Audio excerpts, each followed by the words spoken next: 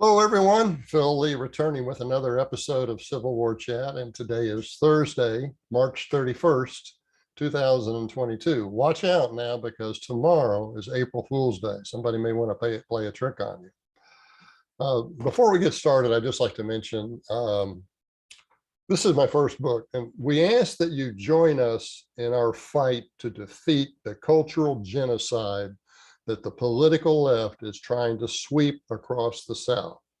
We don't ask for donations, but we do ask that you consider buying our books so that you can learn the facts that you will rarely learn elsewhere. And join us in this fight. Buy our books, read them, and if you like them, give them 5-star ratings at Amazon. Okay, let me begin with my topic for today, which is fighting for VMI. Carmine Villani, class of 1976, is leading a fight to protect the traditional values of the Virginia Military Institute and to prevent the school from being corrupted by absurd ideologies that will erode personal responsibility. Specifically, he has organized a petition, which I will link down below, to the Virginia Attorney General, Jason Miyares, to conduct an investigation into whether the tenets of critical race theory under the guise of diversity, equity, and inclusion, or anti-racism or similar term, are being woven into the fabric of the VMI experience. The petition also requests a hold on any so-called DEI instructional contracts that the school may have in progress until the investigation is completed. Now, Villani suspects that VMI's alleged racism is hyperbole that does not justify the radical remedies of CRT, DEI, and anti-racism. 7 months after Virginia's former governor, Ralph Northam, engaged for $1 million fee a law firm to evaluate racism at the school, Villani found prominent Black alumni who publicly spoke in favor of their VMI experience years before Governor Northam took office. Two of the candidates or the people that Villani found come from the class of 1972.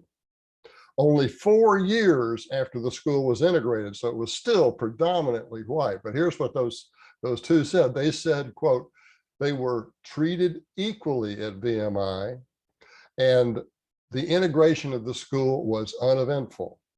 Another cadet from the class of 1973 said, quote, he made some of the best friends of his life at the Institute and had received tremendous support from white alumni, close quote. The Black commencement speaker for the 2017 class just 5 years ago was a 1974 alumnus who said, you are not special, but you can be. If you want to truly be special, you need to take this wonderful academic leadership and character education here at VMI and run towards the problems that you see in the world, close quote. Finally, in speaking about the Tuskegee Airmen, retired Air Force General Darren Madu, VMI class of 1982, said, quote, the airmen could tell stories of deprivation and racism, but they don't. These airmen inspired me. They gave me the courage to succeed. But I'm also a product of a society that has changed in remarkable ways and moved to a place where Dr. King's self-evident truths are a reality, where just as I have, my daughter will be judged by the content of her character, close quote. In 1981, Cadet Madu became VMI's first Black regimental commander of the Corps of Cadets. The preface to Villani's petition to the Attorney General of Virginia documents the ways that the present VMI administration is attempting to spread a so-called woke ideology throughout the VMI experience. Worse, despite a need to set an example for the honor code that will apply to the cadets, This administration is responding with misrepresentations, if not deliberate lies. But VMI is not alone. All of America's military forces are being diseased with an ideology that corrupts standards and erodes our soldiers' fighting power.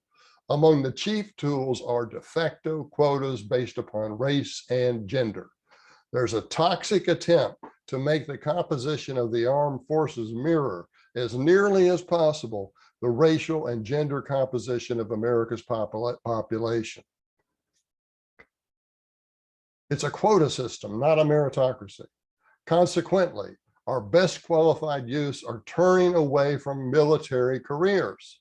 The latest figures from November 2021, just last year, show that most branches of the armed services did not meet their recruitment goals, even though the Army offered a $50,000 bonus for some recruits if they would enlist for 6 years.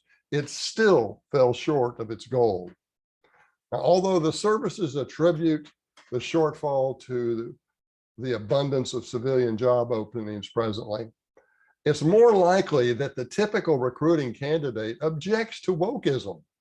Southerners, who have long represented a disproportionately large share of recruits, may be offended by the insults to their heritage, as exemplified by the renaming of all Army bases named for Confederate generals scheduled for this October.